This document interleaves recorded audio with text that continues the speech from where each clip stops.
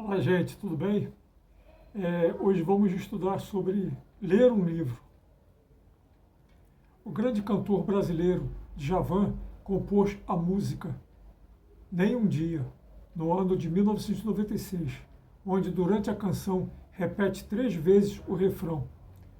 Abre aspas, um dia frio, um bom lugar para ler um livro. Fecha aspas. Então, todas as vezes que leio algum livro, essa canção me vem à cabeça. Um dia frio, um bom lugar para ler um livro. Quem já passou vários dias ou mesmo semanas enfermo numa cama sabe que tem que ficar em repouso absoluto por um período de tempo muito longo e se sente muito feliz de ter alguém cuidando de você, principalmente se esse alguém é o amor da sua vida. No dia 27 de setembro de 2022, fui internado no excelente Hospital Federal e Universitário Antônio Pedro, no centro de Niterói, e no dia seguinte precisei passar por uma intervenção cirúrgica, onde foi retirado um tumor maligno de mais da metade do meu estômago e ainda foi removida a vesícula biliar, que estava inflamada, pois nela haviam várias pedrinhas.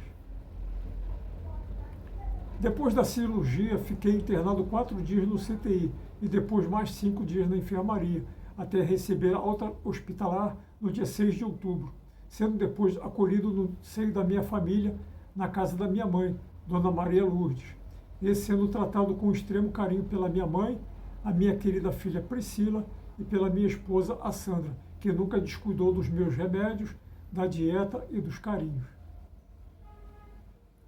É muito bom isso.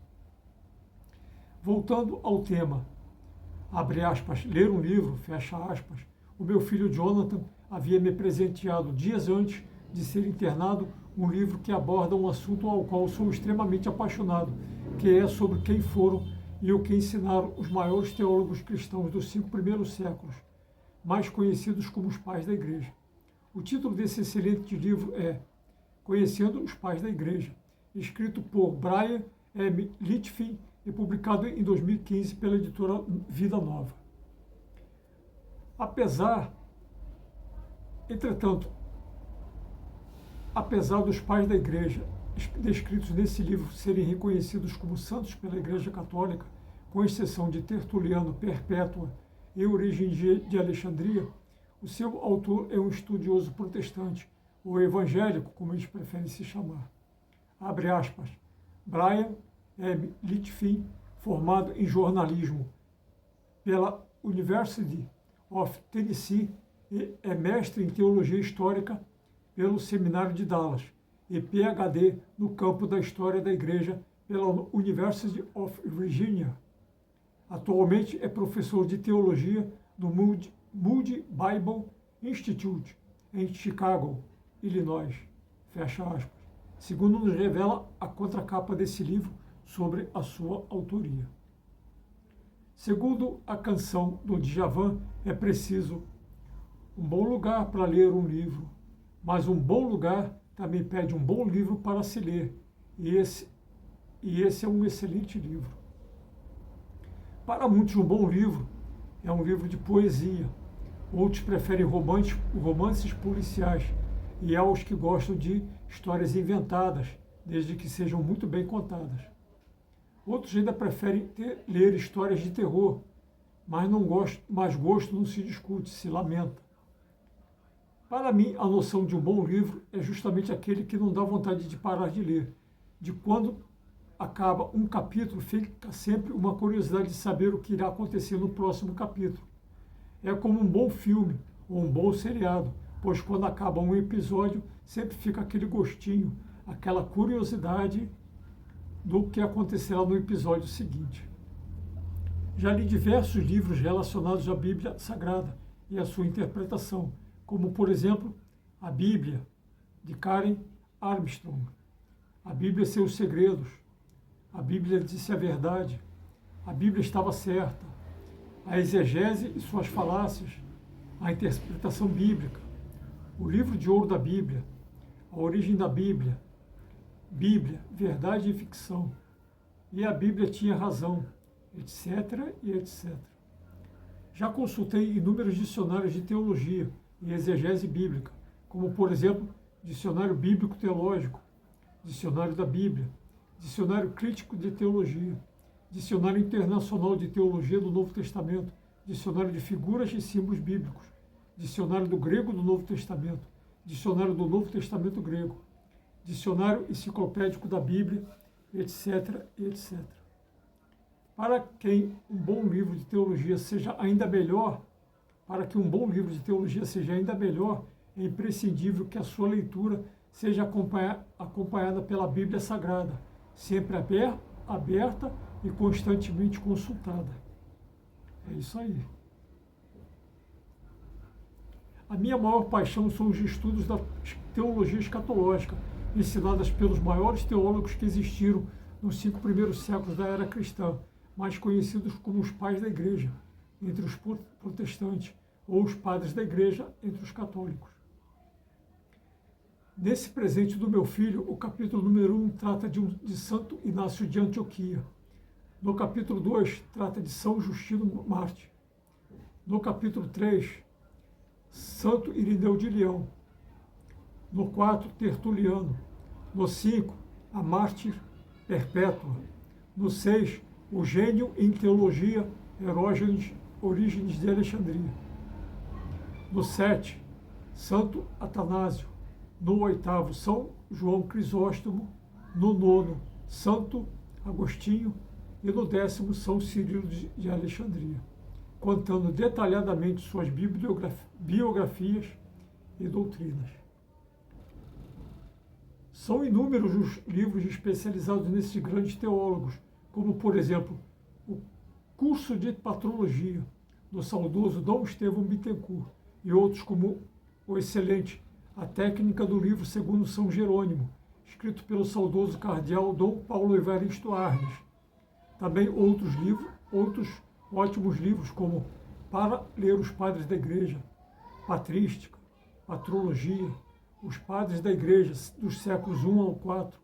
E para quem desejar um estudo mais aprofundado dos Pais da Igreja, ainda tem os 43 volumes da excelente coleção Patrística, da editora Paulus, que vão desde o volume 1, intitulado Padres Apostólicos, até o volume 43, que é o livro Retratações de Santo Agostinho, o ilustre bispo de Hipona.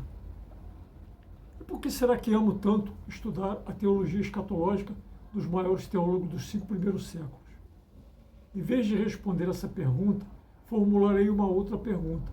Qual cristão autêntico, qual cristão verdadeiro, no dito popular, qual cristão raiz não sente uma ponta de curiosidade de descobrir como pensavam os grandes teólogos dos 5 primeiros séculos da era cristã? É preciso deixar bem claro que eu não me julgo melhor do que ninguém. Apenas adoro estudar a sã doutrina de Jesus Cristo, nosso Senhor Deus e Salvador, registrada no Novo Testamento, a doutrina dos apóstolos, registrada no Didaquê, um importantíssimo documento cristão escrito na segunda metade do 1º século, mas desconhecido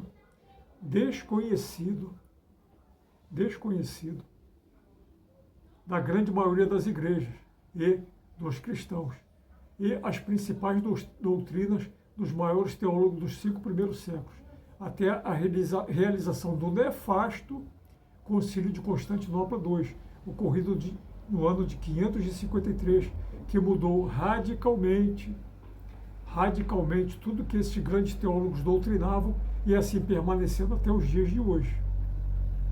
Quem quiser se aprofundar nesses assuntos, sugiro que assista aos meus vídeos no YouTube, onde faço várias denúncias rigorosamente embasadas numa vastíssima e idônea bibliografia.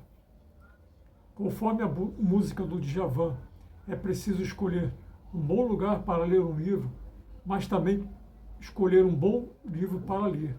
E o melhor livro para se ler é aquele que nos revela a verdade de Deus. Mas muitos dirão que o melhor livro para se ler é a Palavra de Deus. Entretanto, foi a partir de interpretações errôneas da Bíblia que se desenvolveram inúmeras heresias ao longo dos séculos. Então a minha sugestão é ler algum livro especializado em história cristã e teologia, sempre abrindo e consultando a Bíblia Sagrada, e talvez nem mesmo isso seja suficiente. Então devemos implorar ao Espírito Santo de Deus que nos oriente nesses estudos. Não é confiando cegamente no que um pastor ou um padre nos diz que conheceremos a verdade, mas a verdade deve ser buscada, deve ser garimpada em meio a toda sorte de doutrinas que estamos rodeados. E somente assim seremos libertos de tantas baboseiras eclesiásticas e de doutrinas que não nos levam a lugar nenhum.